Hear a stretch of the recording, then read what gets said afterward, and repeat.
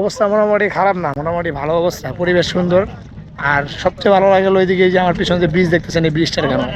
Hey everyone, this is Ibrahim, welcome to my YouTube channel and Facebook page IB blogs. তো আজকে কিন্তু দেখতে পাচ্ছেন নতুন একটা ককপিট দেখতে পাচ্ছেন, কারণ এটা হচ্ছে টিভিএস 125, মানে টিভিএস স্ট্রাইকার 125। এটা নিয়ে কিন্তু আজকে যাবো আমি মাওয়ার দিকে, মানে হাইওয়েতে। তো 125 সিসির বাইক নিয়ে হাইওয়েতে রাইড করার ফিল এখন আমি নেই। তো 125 সিসি বাইক নিয়ে কিন্তু মাওয়া হাইওয়েতে রাইড করার ফিলটা আজকে নিব। আর 125 সিসি বাইক হায়ার সিসি যুগে এসে 125 সিসির বাইক নিয়ে হাইওয়েতে রাইড করাটা কিরকম, মানে কিরকম অনুভূতিটা কিরকম, সেটা আপনাদের সাথে আজকে আমি শেয়ার করবো। আর আজকে 16ই ডিসেম্বর, এই কারণে হয়তো বা রাস্তাঘাটে কোনো সার্জেন্ট দেখলাম না, এই পর্যন্ত যে আসলাম কোনো সার্জেন্ট দেখলাম না। বাবুবাজার ব্রিজের নিচে আছে এখন, গিয়ে বাবুবাজার ব্রিজের উপর দিয়ে যাবো। 125 সিসির বাইক নিয়ে রাইড করার যে মজা, সেটা আপনাদের সাথে শেয়ার করি। আবার আসতেছি আমি একবার হাইওয়েতে উঠে জ্যামজট পার করে। সো উঠে গেছি কিন্তু বাবুবাজার ব্রিজে।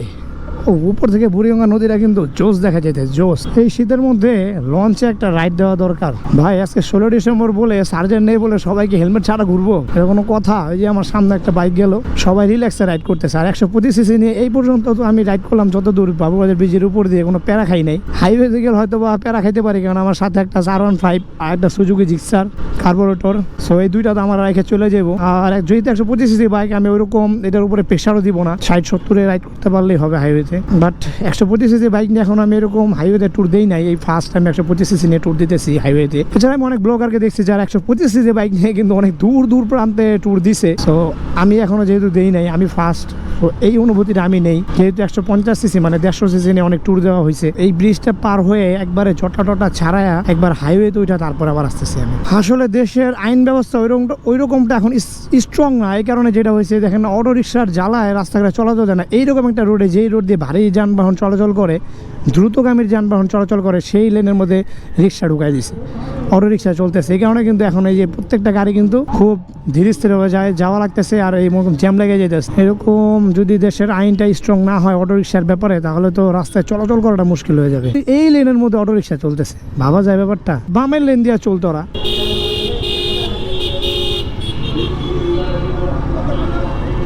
অটো রিক্সা উঠে দিচ্ছে মেন লেনে, মানে পুরা জমিদারি পেয়ে গেছে এরা। ভাই আমার কথা হচ্ছে, রোড পারমিট দেয় আমাদের, ট্যাক্স দেয় আমরা রাস্তায় চালানোর জন্য আলাদা কইরা, ঠিক আছে? কিন্তু দেখা যায় রাস্তায় ওরা যেভাবে চালায়, ওদেরকে একটা আইনের মধ্যে আনতে পারলে তাও মনে করেন হইতো। কোনো আইন নাই, কোনো মামলা নাই, কিছু নাই, এদের রিল্যাক্সে যেখানে মন চায় সেখানে রাইড করতে দেয়, রাস্তাঘাট দিয়া কোনো প্যারা নাই। হাইওয়ে দিয়ে উঠায় দেয় রিক্সা, অটো রিক্সা। মানে এদেরকে ভাই নিয়ন্ত্রণ করা উচিত, না হলে দেশে রাস্তাঘাট চলাচল করার জন্য খুব কষ্ট হয়ে যাবে। অবশেষে কিন্তু উঠে যাচ্ছে এক্সপ্রেস ওয়েতে। এই যে লেখা আছে এক্সপ্রেস ওয়ে। বিজয়ের মাসে, বিজয়ের দিনে, 16 ডিসেম্বরের দিন, মহান বিজয় দিবসের দিন কিন্তু উঠে যাচ্ছে এক্সপ্রেস ওয়েতে। আমার 5 নম্বর গিয়ারে ফালানো, আর গিয়ার নাই আমার, আমি আরো গিয়ার দিতেছি নিচে, গিয়ার দেখে আর উঠতেছে না। এখানে কিন্তু কাশবন দেখা যায়, মানে কাশফুল দেখা যায়, বাট এখন কাশফুলগুলো নাই। মাওয়া হাইওয়েতে উঠে গেছি, এক্সপ্রেস ওয়েতে উঠে গেছি। এখন শুধু টান হবে, টান মানে শুধু এক্সেলেটর দিয়ে বসে থাকবো, আর কোনো কথা হবে না। এই বাইক 50-60 ওরে বাবারে বাবা, 55-60 উঠলে গাড়ি কাঁপাকাপি শুরু করে দেয়, এমনই গাড়ি লাফাই যাচ্ছে। যাক সমস্যা নেই, আস্তে ধীরে রাইড করতে করতে যাই, প্যারা নাই। 50-এ রাইড করতে করতে যাই, সমস্যা নাই, গাড়ি একটু লাফাই যাচ্ছে। এক্সপ্রেস ওয়েতে হাইয়ার সিসির যুগে এসে 125 সিসি নিয়ে রাইড করা সম্ভব, কিন্তু ভাই এরকম যদি হয়, মানে সাথে R15 আর সুজুকি জিক্সার কার্বোরেটর যদি থাকে, তারা 80-90-100-তে রাইড করবে, আর আমারটা চলবে 50-এ, তাহলে দেখা যায় আমার লাগবে ডাবল টাইম তাদের থেকে। আমার থেকে অর্ধেক সময় কিন্তু তারা পৌঁছে যাবে। রাইডটাকে এনজয় করতে করতে যাই, যেহেতু সবসময় 150 সিসির বাইক নিয়ে আসা হয় এক্সপ্রেস ওয়েতে, সবসময় একদম টানের উপরেই থাকি। সো এই প্রথম 125 সিসি নিয়ে আসছি। সো এখন আমি আস্তে ধীরে রাইডটা এনজয় করতে করতে যাবো। So let's enjoy the ride.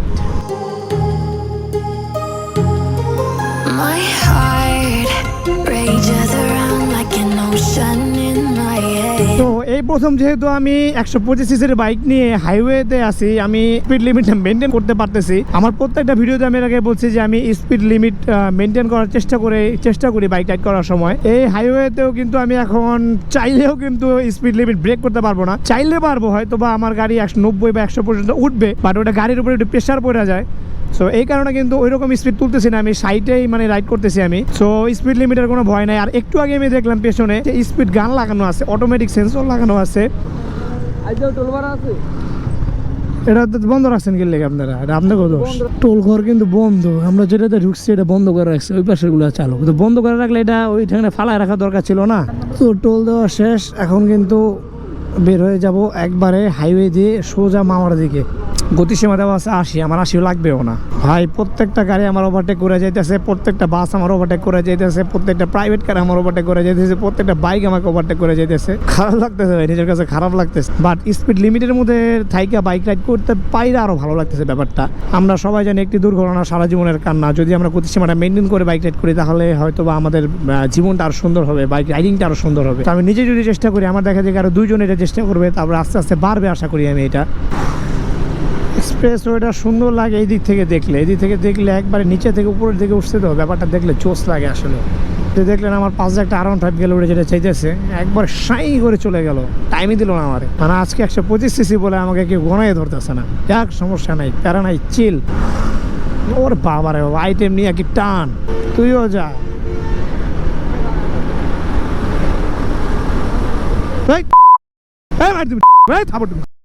ও আমার আগে সাইড লেন্ডে যেতে দুনিয়ার কত কিনার দিয়ে আমি রাইড করতেছি, আর কত জায়গা দিয়ে স্পেস দিছি, কতগুলো আরো স্পেস দিছি। আমি একবার সার্ভিস লেন দিয়ে বাইক রাইড করতেছি, এরপর আর জায়গা হয় না আমার আবার সাইডে যেতে। এই যে আমার সাথে সুজুকি আমার রেখে যাইতেছে গা। সামনে একটা বাইকের গ্রুপ, মানে 4-5টা বাইক, তারা সার্ভিস লেন দিয়ে সুন্দরভাবে রাইড করতেছে স্পিড লিমিটের মধ্যে রেখে। এই ব্যাপারটা দেখে আসলে অনেক ভালো লাগলো, এই কারণে ক্যামেরাটা অন করলাম আমাদের সাথে শেয়ার করার জন্য। বাইকটা একটু নিচা, যেহেতু টিভিএস স্ট্রাইকার 125 সিসি, পাটা আমার পাদানিতে রাখতে রাখতে ব্যথা হয়ে গেছে, এই কারণে পাটা কিন্তু এখানে ঝুলাই দিছি দুই পাশে দুইটা। সো একটু পাটারে রিল্যাক্স দিই, রিল্যাক্স দেওয়ার পরে আবার পাদানিতে নিয়ে আসবো, যেহেতু এখানে আমার গিয়ার শিফট করতে হচ্ছে না, ব্রেক ব্যবহার করতে হচ্ছে না, এই কারণে কিন্তু পা দুটা আমি দুই পাশে ঝুলাই দিয়েছি একটু রিল্যাক্স দেওয়ার জন্য। পা দুটাকে একটু রিল্যাক্স হওয়ার পরে আবার পাটা জায়গা মতো নিয়ে চলে আসবো। বাইরে বা এইটাই রাস্তা দিয়ে বাইক রাইড করতে খুব কষ্ট। গাড়ির জিন্দিগি তামা করে ফেলায়, প্লাস রাইডারের জিন্দিগিও তামা করে ফেলায়, পুরো গাড়ি কাঁপতে থাকি। অনেক বছর পরে এইটার রাস্তাতে বাইক রাইড করতেছি। ওরে ওরে ওরে, ঝাক্কি ঝাক্কি ঝাক্কি ঝাক্কি, অস্থির জায়গা, অস্থির। এদিক থেকে ব্রিজের ভিউটা কিন্তু অস্থির লাগে, উপরে উঠলে আরো দেখা যাবে। ক্যামেরার সামনে আসি, সুন্দর জায়গা, মোটামুটি খারাপ না প্লেস, কিন্তু ওই জায়গাটা কাশফুল থাকলে আরো বেশি সুন্দর হইতো। কাশফুলের তো দিন চলে গেছে, কাশফুলের সিজন চলে গেছে, এখন আর কাশফুল নাই। এই জায়গাটা বানা ফেলাইছে পুরা কক্সবাজার বিচ। সবচেয়ে সুন্দর লাগে হচ্ছে এই জায়গায় ইসের জন্য, আপনার এই ব্রিজটার জন্য। ব্রিজটা দেখতে অনেক ভালো লাগে, এই ব্রিজটার কারণে এই জায়গাটা সুন্দর লাগে আরো বেশি। পানিগুলো কমে গেছে দেখে, পানি যদি বেশি থাকতো, পানি এখানে চলে আসতো, তাহলে ব্যাপারটা আরো বেশি জোশ লাগতো। আবার ওখানে দেখা যায় বোটও আছে, ট্রলারও আছে ঘোরার জন্য। অবস্থা মোটামুটি খারাপ না, মোটামুটি ভালো অবস্থা, পরিবেশ সুন্দর। আর সবচেয়ে ভালো লাগে ওইদিকে যে আমার পিছনে যে ব্রিজ দেখতেছেন, এই ব্রিজটার কারণে মোটামুটি মানুষ কিন্তু কম না, মোটামুটি ভালো মানুষ আছে এখানে, ভালো মানুষ আছে এখানে, ভালো মানুষ, প্রচুর মানুষ ঘুরতে আসে এখানে। কিন্তু ফটোগ্রাফার আছে না ভাই ছবি তোলার? ফটোগ্রাফারও আছে ছবি তোলার, চাইলে কিন্তু ছবি তোলা যায়। ওইদিকে দেখা যেতেছে ওই যে কি বলে নৌটহল, যেটা টহল দিতেছে ওনারা ঘুরা ঘুরা, ব্যাপারটা দেখতে ভালো লাগতেছে। সবচেয়ে বেশি ভালো লাগতেছে ভাই ব্রিজটা দেখে, মানে ব্রিজটা অসাধারণ লাগে, অসাধারণ। আসলে মাঝে মাঝে ঘোরাফেরা করা দরকার। ওরে ভাই, ঢেউয়ের যে আওয়াজটা আসতেছে না, মাথা নষ্ট, ঢেউয়ের আওয়াজ আসতেছে দিক থেকে। ওরে কঠিন তো, পুরো কক্সবাজারের যে ঢেউয়ের আওয়াজগুলো হয় বিচের মধ্যে, পুরো এরকম ঢেউয়ের আওয়াজ হইতেছে। মাথা নষ্ট ভাই, মাথা নষ্ট ফিল, মানে একবারে মিনি কক্সবাজার বলা যায়। কক্সবাজারের ফিল নেওয়া যেতেছে এখান থেকে, ভালো লাগতেছে ব্যাপারটা। আর এই আমার পিছনে দেখতেছেন, এগুলা কিন্তু আরো জোস, দূরে ছায়ার মতো দেখা যেতেছে। এখানে ট্রলার আছে, ট্রলার দিয়ে হয়তো বা লোক পারাবার করে, এমন হইতে পারে। মুড়ি খেতেছি, ঝাল আছে মোটামুটি ভালো, নদীর পাড়ে এসা মুড়ি। আর সবচেয়ে এই জায়গার হাঁটার স্পেসটা কিন্তু অনেক সুন্দর, এই যে পেছনে আর সামনে থেকে যদি দেখাই, যে রাস্তাটা খুব সুন্দর করছে, যদিও বাইক নিয়ে ঢুকতে দেয় না, এটা অবশ্য ভালো করছে এক হিসেবে। বাইক নিয়ে ঢুকতে দিলে এই জায়গায় অনেক ভিড় হয়ে যেত, প্রত্যেকে বাইক নিয়ে ঢুকতো। আর আমরা এমন একটা সময় আসছি, বিকাল এখন হয় নাই, তো বিকালে প্রচুর মানুষ হয় এখানে। আর যেহেতু আজকে 16 ডিসেম্বর ছুটির দিন, মানুষ একটু বিকালে বেশি হবে, এটাই স্বাভাবিক। এই কারণে আমরা এই সময়টা বেছে নিচ্ছি আসার জন্য, ঘোরার জন্য। সো একটু খালি আছে, এখানে ঘুরতে পারতেছি। আর একটু পরে কিন্তু এখানে ঘোরা সম্ভব হয় না, এইদিকে মানুষ দিয়ে পুরো ভরে যাবে। পদ্মা নদী, কি বলবো, এটা পদ্মা নদী, জায়গায় জায়গায় চর জেগে গেছে, প্রচুর চর জেগে গেছে। জায়গাটা অনেক সুন্দর, বাট যদি বাইক নিয়ে ঢোকা যাইতো তাহলে জিনিসটা অনেক সুন্দর হইতো। আর বাইক নিয়ে ঢোকার পরে যদি এই যে স্পেসটা আছে ওখানে বাইকটা রাইখা ছবি তোলা যাইতো, তাহলে ব্যাপারটা আরও সুন্দর হইতো। সো এখন আমি চাইতেছি বাইক নেওয়ার জন্য, বাইক নিয়ে তারপরে এখানে ঢোকার চেষ্টা করব। পেছনে পুরাতন যে ফেরিঘাট ছিল, আগের ফেরিঘাট, ওই ফেরিঘাট দিয়ে কিন্তু বাইক ঢোকানো যায়। একজনদের দেখলাম বাইক ওখানে ঢুকাইছে, ওনারা জিজ্ঞেস করলাম, সো বাইকটা ঢোকানোর পর এখানে কিছু ছবি তুলবো, ঘোরাঘুরি করবো, তারপরে আবার ব্যাক করবো। সো চলেন যাই, বাইকটা নিয়ে আসি। সো বের হয়ে যাচ্ছে কিন্তু পদ্মা নদীর পার থেকে। বাইক নিয়ে বলছিলাম ঢুকবো, তো বাইক নিয়ে ঢুকছি, ছবি টবি তুলছি, এখন কিন্তু বের হয়ে যাচ্ছি। ওরে বাবা রে বাবা, ভাঙ্গা চোর অবস্থা ভয়াবহ খারাপ, কষ্ট হইতেছে, বাট বাইক নিয়ে দিকে ঢুকায় মজা পাইছি, ছবি তুলে বেশি মজা পাইছি। এই নদীর পাড়টা ভিউটা ভালো লাগতেছে, এদিকে সূর্যের ভিউটা জুটি লাগতেছে, এখান থেকে জোস লাগতেছে। সূর্যটা পড়ে যেতেছে, তো বের হয়ে যাই আবার একবারে রাস্তায় উঠে তারপরে আসতেছে ক্যামেরায়। পন্স নেওয়ার জন্য আসছি। পন্স পন্স আছে না? পন্স পন্স বড় কোনটা ছোট কোনটা? ছোট। আরে এলো বড়, দেখি বড়গুলা কিভাবে কি? ছোটটা কত আর বড়টা কত? 200 টাকা কি? কুড়ি। বড়টা রসগোল্লা আছে মনে হয়। এই ব্যাপারটা আপনাদের শেয়ার করবো। যেখানে লেখা আছে দেখছেন, সর্বোচ্চ গতি সীমা 80, সড়ক ও জনপথ। তার মানে মাওয়া হাইওয়েতে কিন্তু ক্যামেরা বসানো হয়েছিল অনেক আগে। আমার চ্যানেলে অনেক ভিডিওতে আমি আগে বলছিলাম যে মাওয়া হাইওয়েতে কিন্তু ক্যামেরা বসানো হয়েছে, স্পিড গান যেটাকে বলে। বাট রানিং হয়েছে কিনা জানি না, কিন্তু এখন দেখলাম মোটামুটি সচল। কিন্তু ওইটা হয়তো বা এখনও ধরতেছে না, কোনো জায়গায় ধরতেছে না। কিন্তু স্পিড গান সচল হয়েছে। যারা এই মাওয়া হাইওয়েতে আসবেন, এক্সপ্রেস ওয়ে পাইয়া ওইরকম টানাটানি করার কোনো দরকার নাই। স্পিড গান যেহেতু বসানো হয়েছে, যে কোনো একদিন হঠাৎ করে দেখবেন আপনার চেকপোস্ট দাঁড়া করে দিচ্ছে, পরে কিন্তু ধরা খায় যেতে হইব।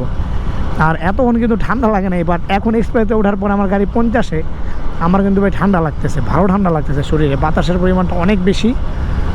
সো এখন আমি জ্যাকেট আমার ব্যাগে করে নিয়ে আসছি, জ্যাকেটটা পরবো কিনা চিন্তা করতেছি। এখন দেখছি জ্যাকেটটা পরা আমার দরকার, তা নাহলে কিন্তু আমার ঠান্ডা লাগবে, ঠান্ডা লাগার পসিবিলিটি অনেক বেশি। আর বাইক রাইড করার সময় যে বাতাসটা লাগে, ওই বাতাসটা ঠান্ডা আরও বেশি থাকে। সো ঘোরাফেরা করলাম কিন্তু আমরা হচ্ছে পদ্মার পাড়ে, মোটামুটি ভালো লোক হয়। আর এখন যেহেতু বিকাল সময়, এই সময়টা লোকজন আরও বেশি আসে। বাট এই সময় আমরা বের হয়ে গেছি, কারণ আমাদের যেতে হবে ঢাকায়। আমরা চিন্তা ভাবনা করছিলাম সন্ধ্যায় আমরা ঢাকা পৌঁছে যাব, কাজকামও আছে সবার।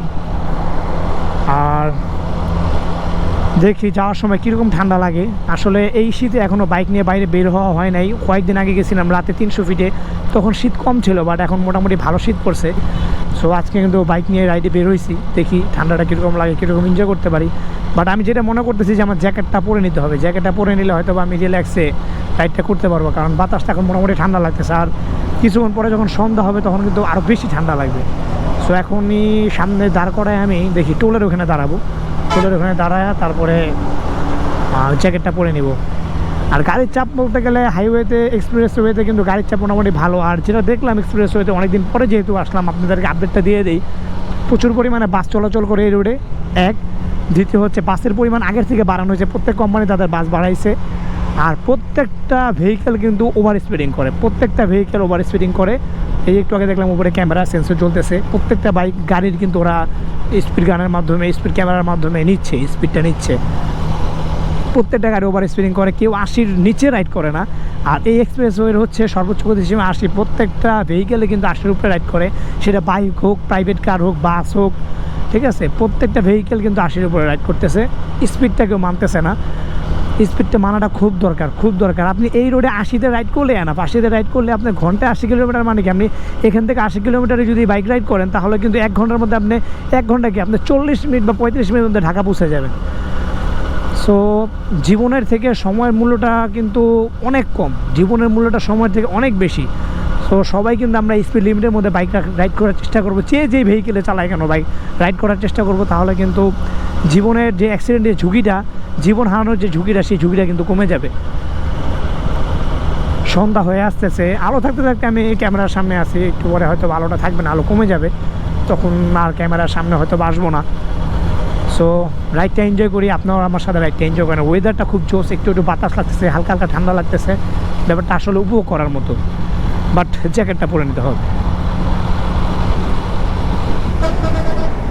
সো জ্যাকেটটা কিন্তু পরে নিয়েছি।